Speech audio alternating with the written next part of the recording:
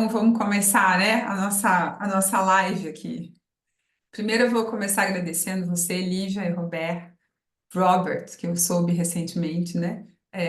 Mas vai ser muito difícil chamar de Robert agora que a Lívia que cravou essa pronúncia maravilhosa francesa. Eu estou muito feliz de estar aqui com vocês. Eu vou começar me apresentando, porque as pessoas que forem ver esse vídeo, as pessoas do futuro que forem ver esse vídeo, algumas não me conhecem. Então, eu vou me apresentar e vou pedir para vocês se apresentarem, né? Para vocês contarem um pouco de vocês. Acho que é um bom jeito da gente mesmo se apresentar. Eu me chamo Valdirene Dalmolin, sou advogada colaborativa e falo de Curitiba, né? Faço parte do IBPC, do Instituto Brasileiro de Práticas Colaborativas, e junto com uma turma muito bacana, coordeno a comissão de educação continuada. E essa comissão está aí sendo inaugurada esse ano de 2025, né, nesse segundo semestre, com um curso maravilhoso que vai ser ministrado pelo Roberto e pela Lívia. A gente está fazendo esse vídeo aqui, esse encontro, para contar sobre esse curso, né? A Lívia que tem um dos sorrisos mais bonitos da minha existência, né? Eu falei isso para ela já hoje, né? Que o cliente, quando chega no escritório dela, resolve metade dos problemas só recebendo o sorriso da Lívia.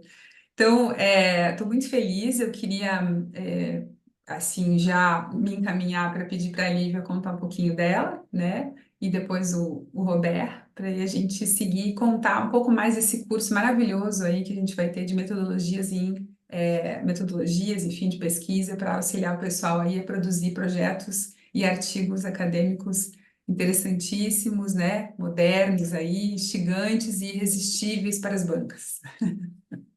Vamos lá, Lívia, por favor, se apresente para a gente. Com muita alegria, Val, querida. Primeiramente, gratidão por estar aqui com vocês, querido Roberto. Uma honra imensa também estar aqui contigo. Agradecer a presença de todos que vão conseguir assistir esse nosso vídeo com as informações que a gente tem aqui para fornecer para vocês. Então, eu sou Lívia Caetano, advogada colaborativa no Rio de Janeiro. Trabalho com práticas colaborativas desde 2014, quando eu fiz a primeira formação aqui no Brasil em práticas colaborativas.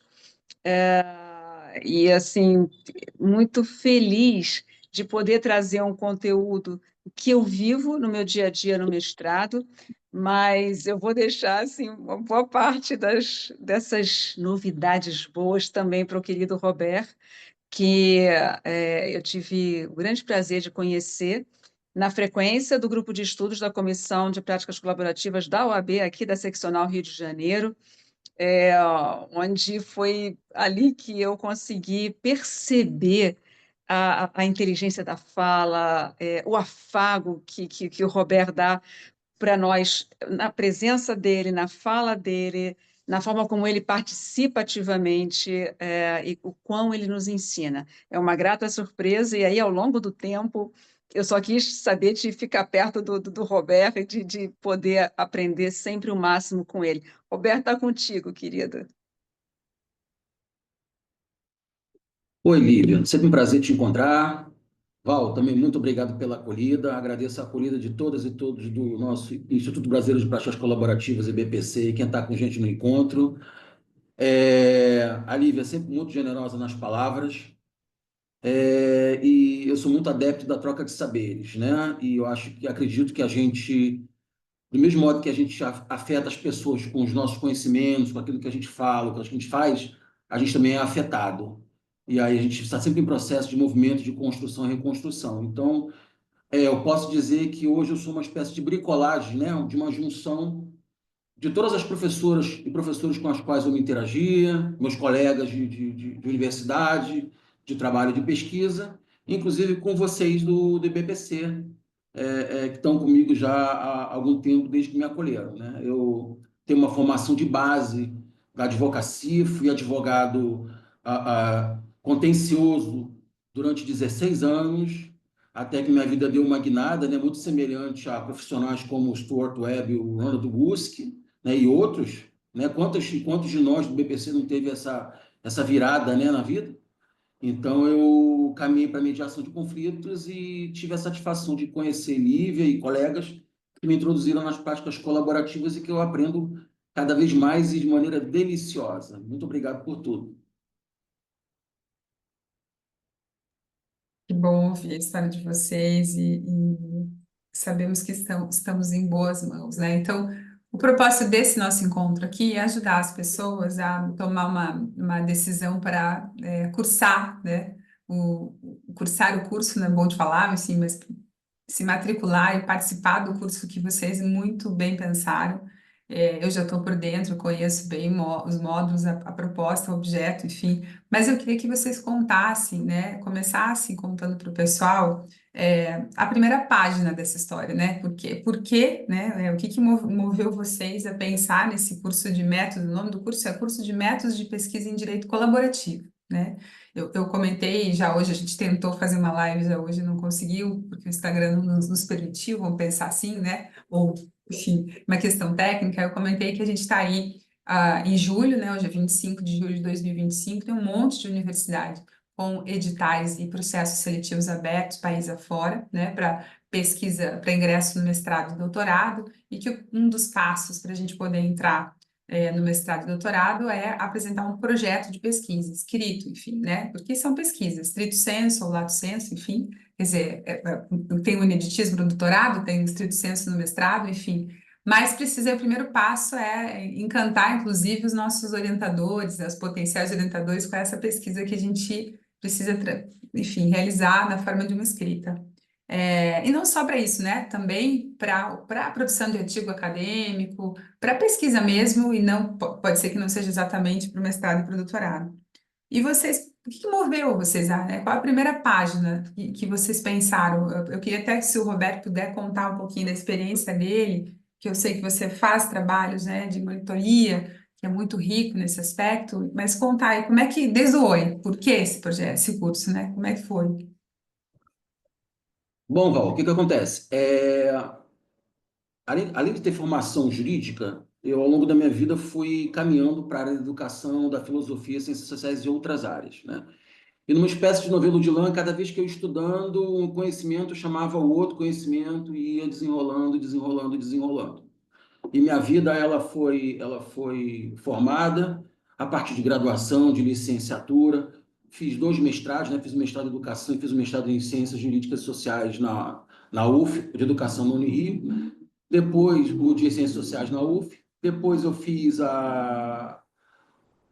o mestrado em ciências jurídicas e sociais na UF e me candidatei para o doutorado. Então, já tinha um doutorado em educação na FRJ também e fui fazer, né? E trabalho com educação, trabalho com mediação de conflitos, trabalho na área pode-se dizer, numa área interdisciplinar. Então, primeiro, eu vim bebendo na fonte de mestres e mestres, então eu venho aprendendo. Passei pela mão de pessoas muito cuidadosas quando a gente fala de método e metodologia da pesquisa. Uma metáfora falando, uma coisa é você pensar num prédio construído, né, numa casa. Outra coisa é como você vai construir esse prédio, essa casa. Então, você tem que pensar nos tijolos, no aço que vai dar a estrutura, no alicerce que vai sustentar, até você chegar ao subsolo, à base, até, né, o domo, né, enfim. Então, metodologia da pesquisa sempre tá no meu caminho. E eu comecei um trabalho de metodologia. Por que comecei esse trabalho? Na verdade, esse trabalho ele começa por acidente, né? Uma amiga minha, ela me manda uma mensagem de Zap e falando, Robert, estou precisando de uma ajuda porque uma amiga minha tem um filho que está precisando de uma assessoria para concluir o TCC dele, né? Numa universidade privada. E aí eu fui ajudá-lo e tudo, e comecei a trabalhar com ele nisso e ver algumas coisas que eu já observava de colegas ao longo do meu curso, né? Então, em dado momento, a gente é tomado por medo, é tomado por insegurança, é tomado por sentimento de solidão, né? Então, muitas vezes fazer um trabalho é um trabalho solitário. Então, a gente não sabe se está indo pelo caminho certo. Segundo, né, dá um trabalho de insegurança. Será que eu estou escrevendo, está indo bem? Né? Terceiro ponto, e a gente vai conversar isso ao longo da live, são alguns equívocos, algumas patinadas, alguns erros que se cometem, que aí que façam que a pesquisa perde o foco.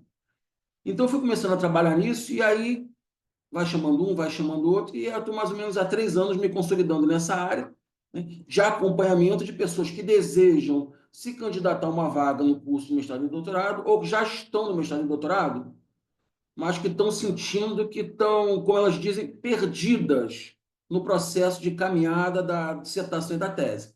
Então, esse é o meu trabalho, né? Assim, mesmo partindo de uma reflexão fenomenológica, né, como diz o Jean Paul Sartre no seu livro Iluminação, uma folha em branco nunca é uma folha em branco, né? Então, há uma série de coisas que a gente tem que pensar relacionadas, né? O que é essa folha posta na mesa? Quem está diante dessa folha posta na mesa? Qual é a relação que estabelece? Quais são as predisposições mentais que me fazem escrever ou não escrever? A partir do que eu escrevo, né? Como é que é essa relação que se dá comigo com o mundo? Então, são essas reflexões, essas experiências que me fizeram trabalhar na mentoria e pensar junto com a Lívia nesse curso, né, que é a possibilidade de trazer para a nossa comunidade do BPC e para quem quiser estar conosco, desde já seja muito bem-vindo, muito bem-vinda, para vir dialogar e lidar com os dilemas sobre como construir um projeto de pesquisa, dissertação e de tese de doutorado para entrar num programa de pós-graduação de estrito senso, ou até mesmo pensar também na construção de artigos, pôsteres, apresentações. E o que eu, desculpa, Val, antes de você falar que eu preciso, eu não sei se as pessoas que vão nos ouvir vão ter a ideia do que eu estou sentindo, mas é o desejo que eu tenho para todos, que desde a primeira vez que eu ouço o Roberto falando, né, desse trabalho dele, eu não tive a menor dúvida que eu também queria, né, seguir a área acadêmica também, poder fazer a minha formação. Eu sou formada há muitos anos, tenho 35 anos de formatura, né? Então, assim, eu entrei para a faculdade nos anos 80 e agora, né, estou no mestrado numa alegria, porque e a descoberta desse prazer de voltar para a academia, mas com esse olhar que o Roberto nos traz, é que faz com que a gente se motive a passar isso adiante. E eu acho que essa é a grande proposta desse curso, para que as pessoas possam sentir isso e sentir quase que na veia, né, de como é prazeroso poder escrever sobre, mas com técnica, podendo pensar no que deseja, poder olhar aquela folha em branco e o que eu vou produzir para isso ficar, para eu passar isso adiante, para levar com conhecimentos e não só para a academia, mas para a gente ser fonte de busca jurisprudencial, para que a gente possa levar práticas colaborativas e outros métodos consensuais de resolução de controvérsias, para a gente levar a cultura de paz adiante, que esse eu acho que é o nosso caminho, os profissionais de práticas colaborativas e que desejam, né, ou se formarem profissionais nessa área, se capacitarem, ou ainda que acreditam nas formas consensuais de resolução de controvérsia, possam ir a fundo nas suas pesquisas de uma maneira mais técnica e não escrever por escrever, né? Mas saber como escrever, poder fazer disso de forma estruturada, né? Então, esse é um prazer que o Roberto me ensinou. Falar com ele sempre que eu consigo ter essas falas, a gente sai para tomar um café, a gente faz vídeos juntos, e ele me acompanha na história do meu mestrado, e assim é um prazer inenarrável. Eu gosto demais, eu espero que vocês também estejam aí. Aliás, espero não, tenho certeza que vocês aí estão adorando ouvir o que ele tem, o que ele nos contou agora e o que ele tem aí para dividir com todo mundo. Sim, é muito bom ouvir vocês.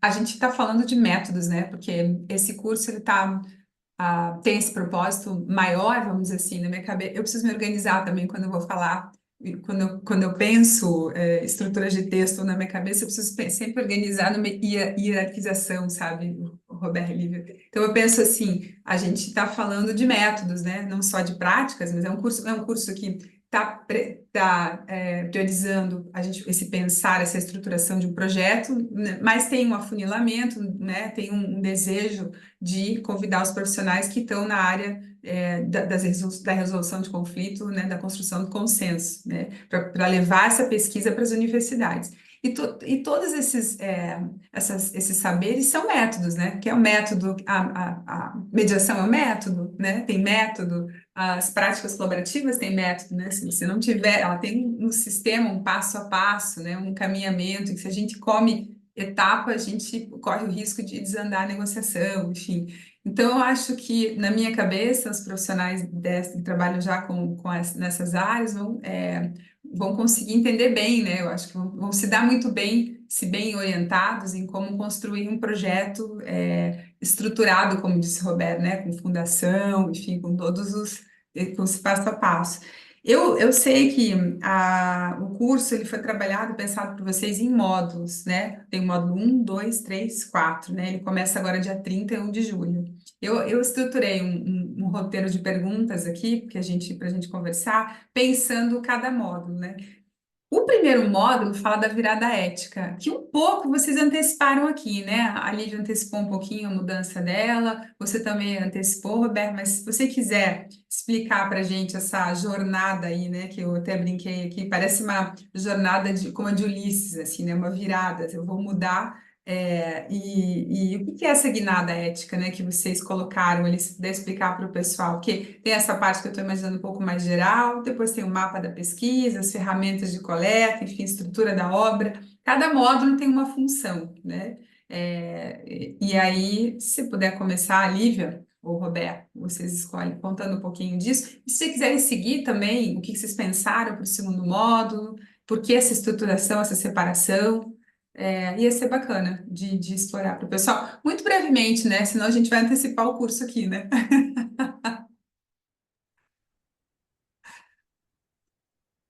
Bom, Val, você falou, né, da jornada do Odisseu, né, a jornada de Ulisses, né, É, que estava comentando. Uma questão é a seguinte, acho até interessante quando você coloca isso, porque, falando sobre ética, né, quando a gente vai estudar os clássicos, a gente vê qual é a grande virtude, né, qual é que também acaba sendo, né, a desmedida, né, do Aquiles, né, em Ilíada. Ele é um indivíduo que vive pela luta, o estímulo da vida dele é a luta, é o embate, né? Já Odisseu não, Odisseu ele é astuto, né? Odisseu ele é um companheiro de Ulisses, de Aquiles em Ilíada e tenta voltar para casa e demora 10 anos, né? Pelos mais diversos motivos, porque se o Odisseu ou Ulisses, por um lado, ele é muito astuto, por outro, ele comete algumas, né, desmedidas, que se chama, em grego se chama de híbris, né?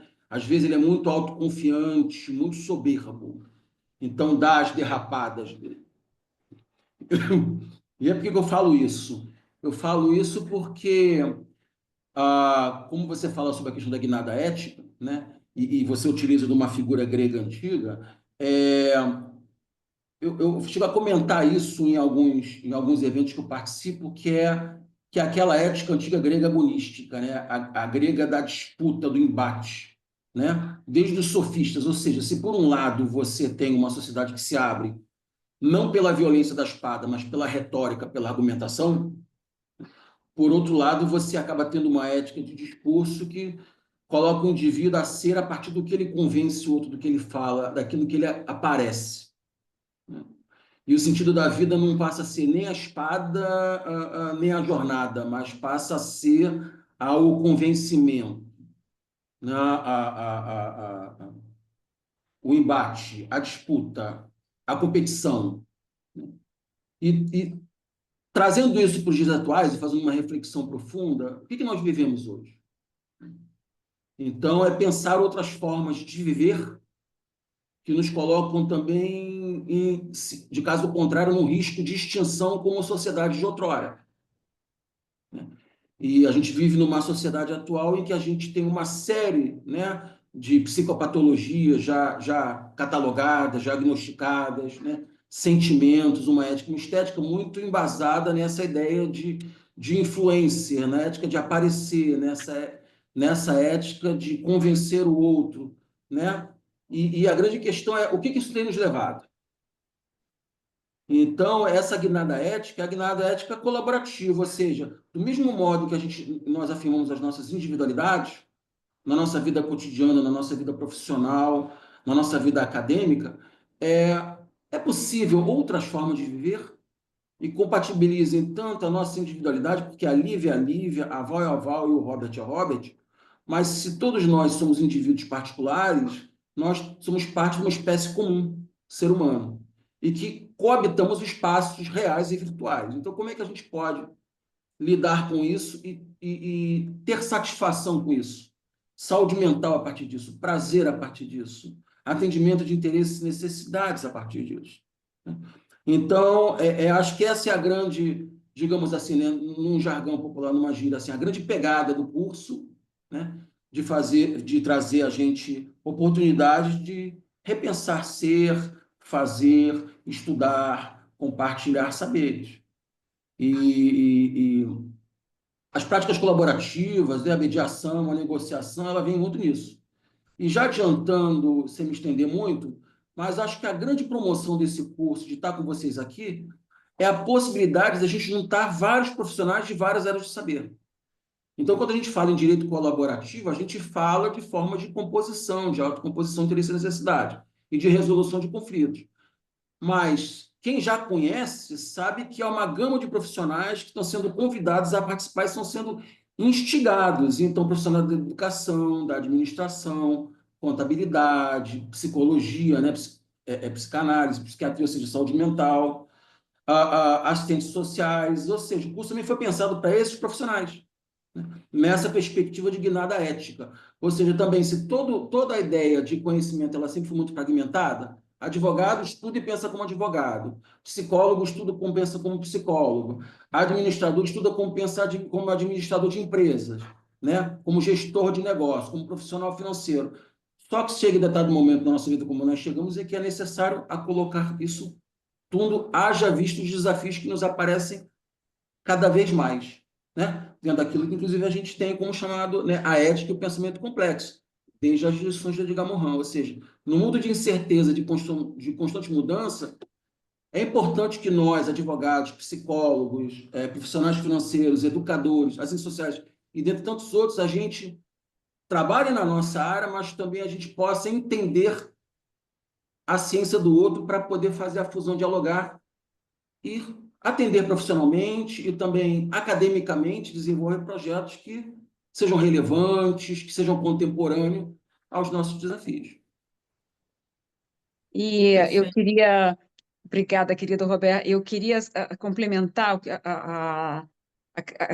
que o Roberto está dizendo como algo que eu vejo assim, não só o que a gente está vivendo no nosso mundo, mas dentro dos nossos estudos bibliográficos, né, sobre práticas colaborativas, e sobre também os demais métodos autocompositivos de resolução de controvérsia, a gente tem sempre a menção de que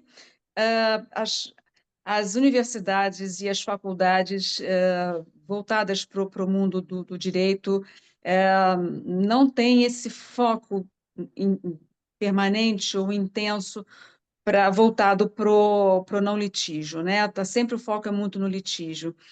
Então, isso, quando a gente faz a formação em práticas colaborativas, essa é a primeira virada de chave que a gente tem daquilo que a gente traz da formação de práticas colaborativas, do que a gente deseja para a nossa vida profissional.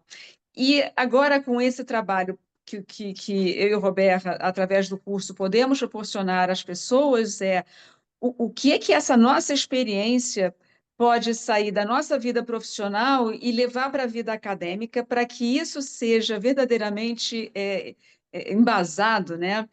E de virada de chave também no mundo da academia, porque senão a gente acredita por muitas vezes que a gente fica com a retenção desse conhecimento para usar numa vida de atuação junto aos clientes. Mas a gente pode levar as práticas colaborativas e outros métodos no mundo acadêmico também, né? E com essa virada de chave ética também para conduzir para esse outro caminho, né? E aí ver o quão a gente pode ser produtivo cada vez mais dentro das nossas bases, dentro do universo onde a gente vive, onde a gente conhece, nos tribunais que a gente atua, e nos acessos que a gente pode ter através da academia com essa nossa força das práticas colaborativas e do que a gente tem junto com o Instituto Brasileiro de Práticas Colaborativas. Então, essa virada de chave, ela vem fortalecer ainda mais o trabalho de práticas colaborativas, porque eu não fico só adstrita à minha atuação profissional, mas eu posso, como advogada, mas eu posso ir além. né? Do que eu faço com tudo isso, né? Então, essa é a proposta e algumas perguntas que a gente vai se indagar no curso e vai fazer as pessoas também promoverem suas indagações para ver o que ela faz com toda essa bagagem que ela adquiriu, né? Eu vou pensar, vou fazer um exercício de pensamento com vocês, numa questão assim, prática, talvez, não sei. Vamos imaginar que eu tenha lá uma questão na minha cabeça que me martela, e eu tenho mesmo, né? Se, quando a gente fala de direito colaborativo, o que que é direito colaborativo? Será que é direito colaborativo? Será que é advocacia colaborativa? Porque é uma abordagem, uma forma de trabalhar. O que que é? O que que tem aí que é direito mesmo? O que tem aí que é uma prestação de serviços? Enfim. E se eu quisesse levar isso como um problema para a academia, como uma pesquisa, né? O que é o direito colaborativo, enfim, os fundamentos, uma pesquisa não inédita, talvez tenha isso já no mestrado para alguém. Qual que é o meu passo, assim, encaixando isso no mapa da pesquisa, né? Eu tenho um problema. Eu imagino que para eu apresentar um projeto, eu preciso ter um problema, né? Indo para esse módulo aqui de vocês dizem, né, precedentes, questões éticas, tipos de pesquisa, né? Como é que eu faço? Eu tô imaginando que eu tenho que começar do mapa, né, para me orientar para onde eu vou, né? Se vocês estão colocando aqui como módulo 2, né? Qual o primeiro passo do sujeito que pensa esse problema, né, para produzir um projeto? Não sei se está muito etéreo, uma pergunta. Depois, eu tenho ferramentas de coleta. Que tipo de coleta eu vou fazer? O que que eu tenho que fazer para depois, como é que eu estruturo isso, né? Acho que seria legal se vocês pudessem, muito resumidamente, pensando que a gente não podemos deixar esse vídeo muito longo, senão o pessoal, não sei se a gente encaixa, inclusive, para divulgação, né? Mas, sim, acho que seria bacana se eu pudesse traçar, assim, pensando, esse é o meu problema. Cheguei para você, Roberto, você vai ser meu orientador, Olivia, você vai ser, orientadora não, meu mentor, né? Para onde eu vou, onde eu estou, para onde eu vou. Bom, Val, a primeira coisa é pensar o seguinte, né? A gente separa muito vida acadêmica e mundo profissional e o mundo pessoal, né? Uhum. Então, assim, muitas vezes o acadêmico está ligado ao profissional porque estar no mestrado, no doutorado, costuma, né? Ou pode melhorar o meu desempenho profissional. Segundo ponto, é sempre uma forma de conhecimento, uma forma de cultura, né? De interagir com pessoas, de montar redes sociais, de troca de saberes, né? Uhum. E isso também é uma questão ética, né? De estar com o mundo, e não só de estar no mundo, ou seja, separadamente fazendo aquilo ali, né? Dentro da técnica, sem refletir sobre a técnica, ou seja, sem refletir sobre o que está fazendo, né? Então, eu posso ser uma psicóloga mais apurado, uma administradora, uma profissional financeira mais acuidada, né, com os meus clientes. Eu posso ser um advogado, um juiz, um promotor com melhor de qualidade da minha profissão, a partir do que eu vejo no mestrado e no doutorado, que a gente está sempre trazendo conhecimentos novos e refletindo sobre o nosso próprio fazer. Então, essa é uma questão. Então, o curso ele foi pensado no primeiro módulo, que é essa guinada ética. Do segundo ponto, que é o mapa da pesquisa, ou seja, como é que a gente começa a pensar a pesquisa científica, ou seja, tipos de pesquisa, pesquisa qualitativa, né? Pesquisa quantitativa, pesquisa qualitativa. Ou seja, os tipos de pesquisa que privilegiam discursos, sentimentos, representações, né? Essas qualitativas, as interpretações de textos, análise de discurso, né? Já a gente tem as quantitativas que querem métrica, ou seja, eu quero calcular moda, eu quero calcular mediana, ver reincidência, quantas pessoas pensam assim, quantas pessoas fazem dessa maneira, se o medicamento faz efeito, quantos processos tem na justiça e que a gente tem resolução de conflitos quando não tem, né? Enfim, então isso é de uma maneira geral. Questão ética, elas estão ligadas assim, primeiro, o que é o papel do pesquisador? O que é pesquisar? Né? Isso tem a ver também com a nossa entrada em campo, ou seja, como é que a gente faz a entrada quando a gente vai entrevistar pessoas, aplicar questionários, entrar em instituições e órgãos para fazer coleta, consulta de documentos. Uma vez que a gente está no campo, como é que a gente permanece também de maneira ética? Há uma série de procedimentos para cumprir, né? Quando a gente vai aplicar entrevista, fazer consulta liberada de documentos, aplicar um questionário, identidade das pessoas, honestidade a partir do que elas dizem que a gente reproduz, o retorno do que a gente coleta no campo para aquelas comunidades, né? E também a nossa saída no campo. Eu costumo dizer, entrar no campo é um momento, permanecer no campo é um momento, e também sair do campo de pesquisa é um outro momento, né? E a partir disso, então, a gente vai delineando o nosso projeto de pesquisa a partir também das formas de coleta de dados, né, das ferramentas, que é o módulo 3. Então, como é que a gente aplica uma entrevista? Como é que eu estruturo e aplico um questionário? Né? Qual o tipo de documento que eu pesquiso? Todo e qualquer documento eu vou pesquisar, todo e qualquer documento me serve? Como é que eu faço o processo de seleção e de clivar os documentos para a minha pesquisa? Então, isso é contemplado no módulo 3 e a gente vai fechar com o módulo 4, que é a estrutura da obra. Então, no primeiro momento, é uma reflexão no módulo 1 coletiva sobre o porquê ele está nesse projeto, no curso de metodologia de pesquisa em direito colaborativo. Lembrando que isso é aberto a todas as áreas, haja vista essa ideia multidisciplinar e interdisciplinar. No segundo momento, como é que a gente começa a delinear, pensar a pesquisa e colocar isso, digamos, no papel.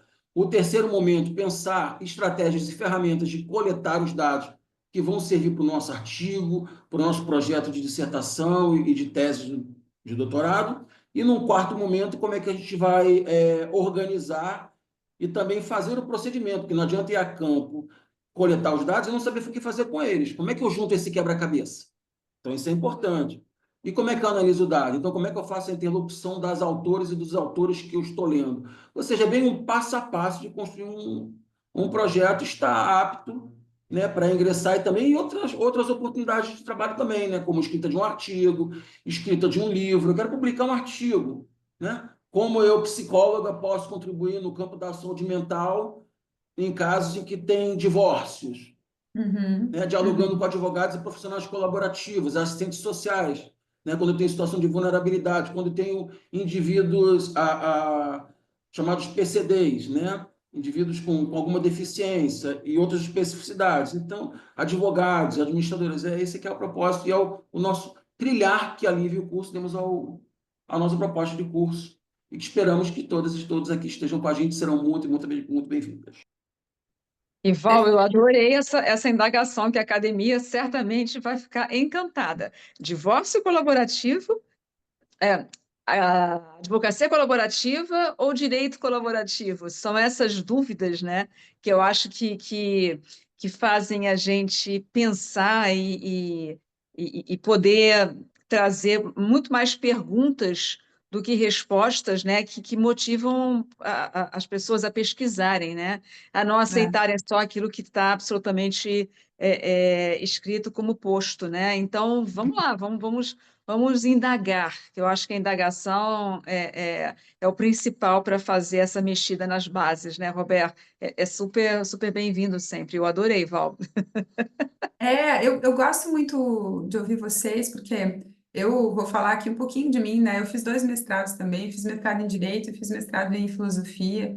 Quando eu saí do Direito, do mestrado em Direito, eu fiquei encantada com a filosofia, lembrei por que que eu fui estudar Direito, né? E aí eu fui para a graduação de Filosofia, fiz uma graduação, fiz um mestrado, e eu me lembro que eu tinha na graduação algumas dificuldades. Eu tenho um grande amigo que é o Daniel Pérez, que é professor da Unicamp, é filósofo e é também psicanalista, que ele me dizia, eu falava, cara, mas eu tenho uma dificuldade, porque aí vem assim, o luto para tal filósofo, o luto para tal filósofo, o amor para tal filósofo. Eu perdi muitas certezas quando entrei na filosofia, fiquei muito perdida, e ele disse, calma, você vai entrar no movimento do pensamento, né? Porque o movimento do pensamento, você vai entendendo como funciona dentro dessa área desse saber, né? Da filosofia, dentro dessa universidade, desse saber. E quando você conseguir entrar nesse movimento, as perguntas vão fazer mais sentido para você, as questões filosóficas vão te fazer mais sentido. E foi isso mesmo, né? Com o tempo a gente, né? Assim, você passa um ano com um arrastão de Kant, tem Kant em todos os professores, aí de repente você entende, opa, entendi, né? E é muito legal você. Eu penso que esse movimento de pensamento também é quando a gente vai para a academia, né? Quando a gente sai do prático, dessa vida prática e entra na academia, é um outro movimento de pensamento, né? Que é bom de pensar os fundamentos, né? Eu sempre gostei de pensar, se eu estou nessa área do saber do direito, por exemplo, trabalhista, eu tenho determinados fundamentos e princípios que vão me ajudar no momento em que eu não tenho um artigo de lei que vai me dar resposta em nenhuma decisão jurisprudencial. Eu tenho que ir pelos fundamentos, eu tenho que ir pelos princípios, né? E assim são várias áreas do direito, né? Fui uma aluna da universidade que prestei muita atenção nisso, né? Da importância da disciplina de introdução ao estudo né? Porque essa é a base para tudo.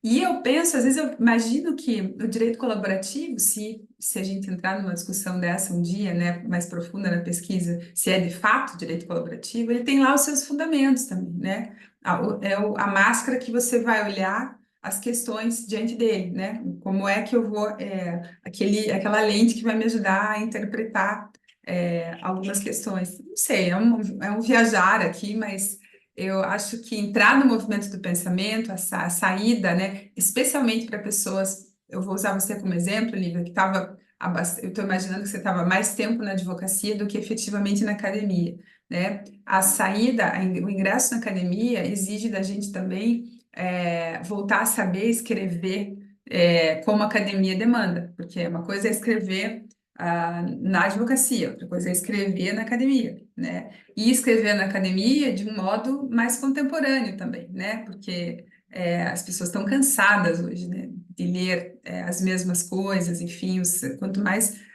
quando eu terminei desculpa aqui o caos do pensamento, mas quando eu terminei meu TCC em filosofia, a banca analisou e falou, legal, tá, gostei, enfim, deu vários elogios, aí um professor que já morreu falou, olha, eu gostei, bacana, mas achei a tua escrita muito burocrática, né? Ele falou para mim, achei ela muito burocrática. Ele pensa que era minha, começo na graduação, uma advogada na filosofia.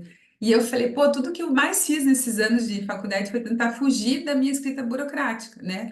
De não querer estar naquele mundo do direito aqui. E não consegui, né? Porque chegou no final, ele, né, é muito burocrático. E eu penso assim que também no seu curso, imagino, eu vou participar, já estou inscrita lá, fico pensando que isso é um ponto importante, né? As pessoas têm que gostar de ler do que a gente escreve, porque é o jeito que a gente se comunica, tem que ser bom de ler, tem que ser uma escrita que corre bem, né? Que a pessoa não tenha preguiça de virar a segunda página, a terceira página, a quarta página, né? É um ponto importante, não sei como é que vocês veem isso. Joguei muitas coisas aqui para vocês pensarem, mas...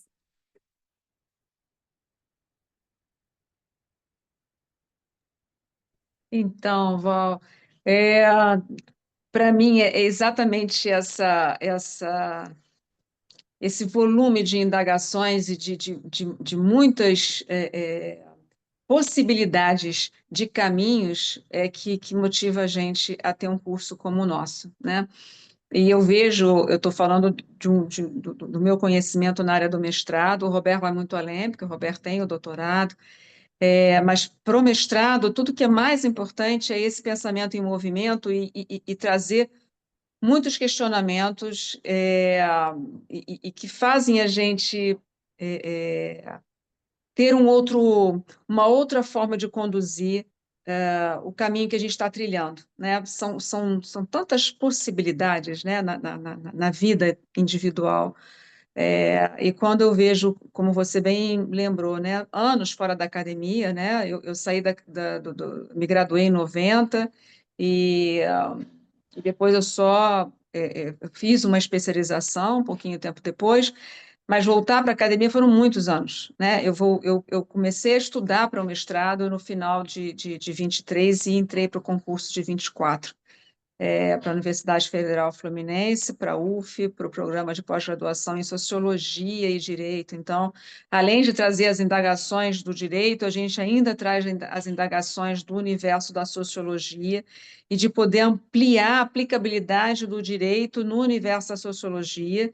E que mais que a gente pode trazer com a contribuição das práticas para esse universo, né?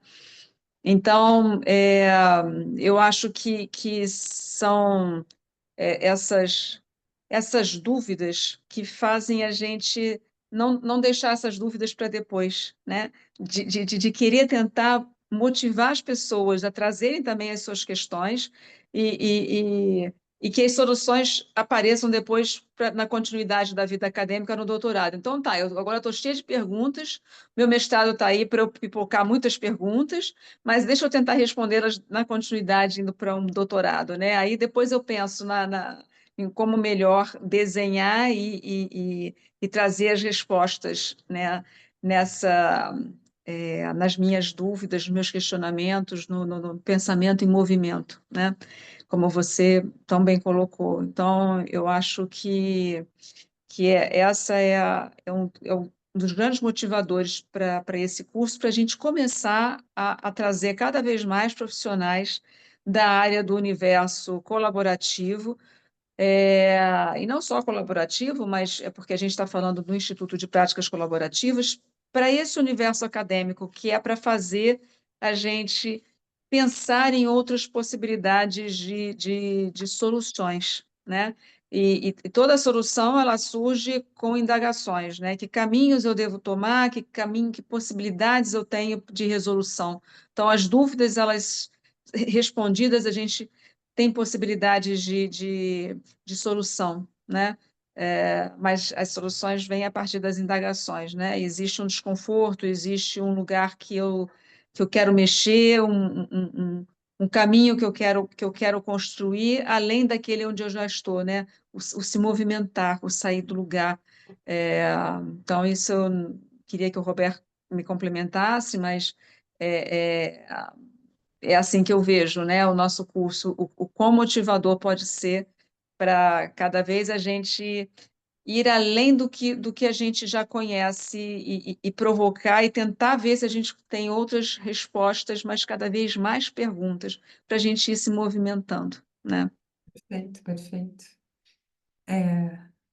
Roberto. Val, como coloca a Lívia coloca, né? E a Val, você colocou essa questão da filosofia, né? E a gente faz o resgate do Heráclito de Éfeso, né? Pantaré, né? Ou seja, tudo passa, tudo flui, né? O filósofo do movimento, né, Lívia? E que dizia, não é possível se banhar duas vezes no mesmo rio. Primeiro, porque nós, ao mergulharmos no rio, não somos mais a mesma pessoa. Nem as águas que passaram são as mesmas. Então, é a ideia de grande movimento, né? Mas também é o grande dilema, né? Parmênides dizia que e o ser é e o ser não é. Então, o que é, né? Entre o fixo e o movimento. Isso tem a ver com paradoxo. Eu acho que a grande questão é nos habituarmos a sentirmos confortáveis com o paradoxo, com as contradições. E a Val, quando coloca sobre a sua formação em filosofia, né, que é minha congênere, é muito engraçado, porque quando a gente chega nas primeiras cadeiras de filosofia na faculdade, o professor pergunta à professora, né, por que você está fazendo filosofia? E aí o calouro diz, né, munido de certeza, né, porque eu quero encontrar respostas. E aí a professora, o professor já experiente, sobe um balãozinho silente e diz, nada, não vai encontrar nenhuma, né? A questão, e depois que a gente vai descobrindo com o tempo, é que aprender a filosofar, a contemplar o mundo, a refinar as nossas perguntas, as nossas questões e viver com elas e com os paradoxos.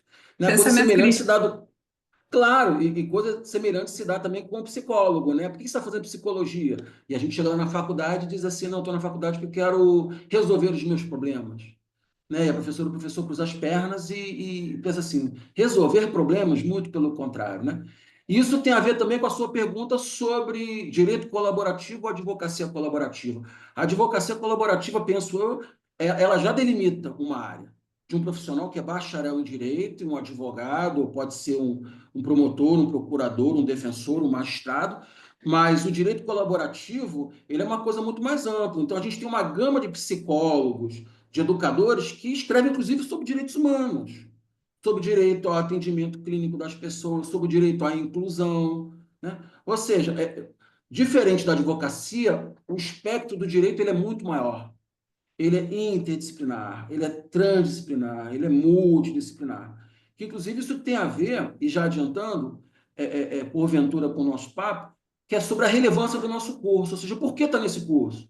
Né? Ele é um curso que, ao mesmo tempo que nos dá a chance de aspectos práticos de como elaborar um projeto de pesquisa, pensar e repensar a nossa dissertação de mestrado, na nossa tese de doutorado, os nossos artigos acadêmicos para publicação em algum seminário, algum congresso, mas também uma oportunidade sensorial, ou seja, de conhecer pessoas, de se sentir acolhida dentro daquilo que eu comentei bem no início do nosso encontro, né? Diante das paúras, dos medos, das inseguranças, do sentimento de solidão, né? Lívia, eu estou lidando com esse dilema, né?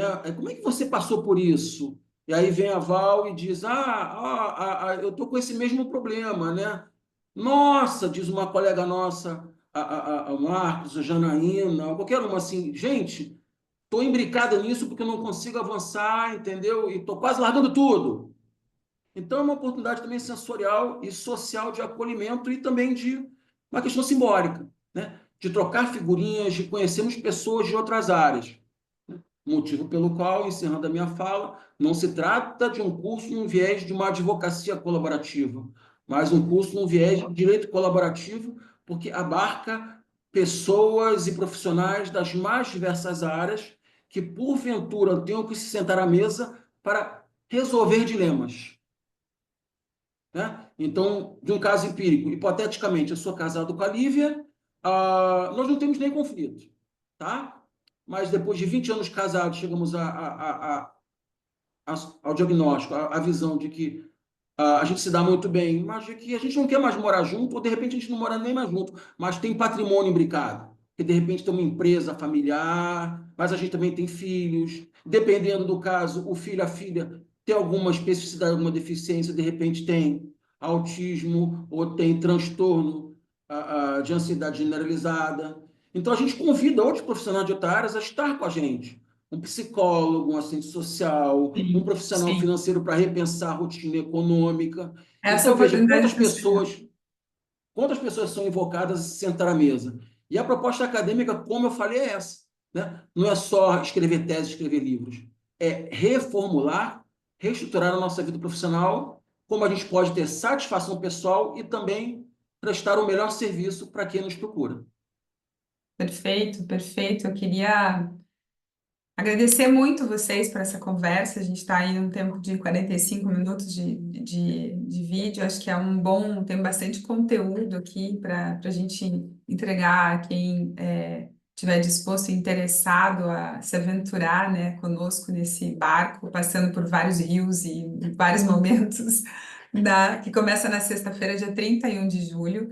Todas as informações do curso estão lá no Linktree do perfil @práticas colaborativas, né, do IBPC. Tem lá o link para inscrição, né? A gente está divulgando também que serão ofertadas 2 bolsas de ensino, então os requisitos todos estão lá no Linktree também, comunicados, requisitos, o que precisa, que documentação precisa, mas são 2 bolsas, é uma oportunidade bacana. Então, se alguma dúvida ficar, eu estou disposta, pode me procurar, é fácil me achar até pelo próprio perfil do IBPC, mas o IBPC também tem ali contato, né? A Lívia e o Roberto também, quem nos conhece, pode mandar mensagem se tiver alguma dúvida.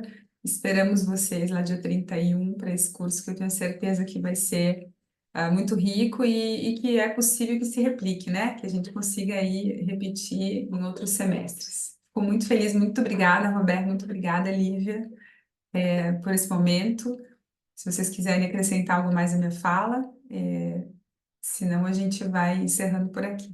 Vamos encerrando, só com agradecimento imenso, querida Val, ao querido IBPC, ao meu querido Roberto, olha eu, meu querido Roberto, e a todos vocês que estão aqui nos assistindo. Obrigado a todos.